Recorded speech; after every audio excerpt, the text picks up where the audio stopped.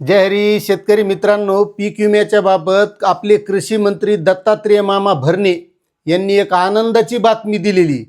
पण मामाला हे माहीत नाही की आता शेतकरी लय हुशार झालेत। पहा आता मामाची बातमी पहा आधी। शेतकरी बांधवांसाठी आनंदाची बातमी, प्रधानमंत्री पीक विमा योजनेसाठी अर्ज करण्याची अंतिम मुदत आता 10 ऑगस्ट 2026 पर्यंत वाढवण्यात आली आहे।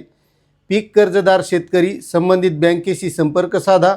बिगर कर्जदार शेतकरी अधिकृत portal PMFBY crop insurance app जवळच्या सेवा केंद्रामार्फत अर्ज करा। शेतकऱ्यांसाठी आनंदाची बातमी, प्रधानमंत्री पीक विमा योजनेच्या मुदतीत वाढ 10 ऑगस्ट 2026 पर्यंत अर्ज करता येणार, अशी या दत्ता मामांनी आपल्याला आनंदाची बातमी दिलेली। पण दत्ता मामाला हे माहीत नाही की नेमकं शेतकऱ्यांनी आत्तापर्यंत पीक विमा काऊन भरला नाही। तर दत्ता मामा, जे काही या पीक विमा योजनेमध्ये ट्रिगर होते का, ते ट्रिगर यामध्ये जर ॲड केले असते तर पहिल्यानं जशी रात्र बेरात्र लोक जागून पीक विमा भरत होते तसाच पीक विमा शेतकऱ्यानं भरला असता। तुम्ही जरी 1 रुपया बंद केलेला असला ती योजना, तरी लोकांनी ही 2% रक्कम भरून गर्दी करून पीक विमा भरला असता।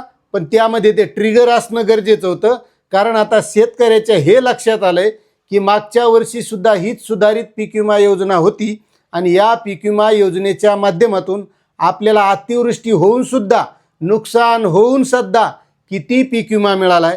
त्यामुळं यावर्षी जरी तांत्रिक बाबीचं कारण देण्यात येत असलं तरी शेतकरी पीक विमा न भरण्याचं कारण हे आहे की या शेतकऱ्यांना पीक विमा मिळालेला नाही।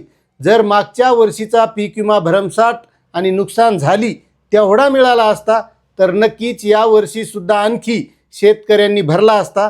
त्यामुळे ही दत्तात्रेय मामा भरणे यांनी आनंदाची बातमी दिलेली आहे। आपण इच्छुक शेतकरी असाल तर नक्कीच 10 तारखेपर्यंत आपला पीक विमा भरून घ्या, अशी ही महत्त्वाची माहिती होती।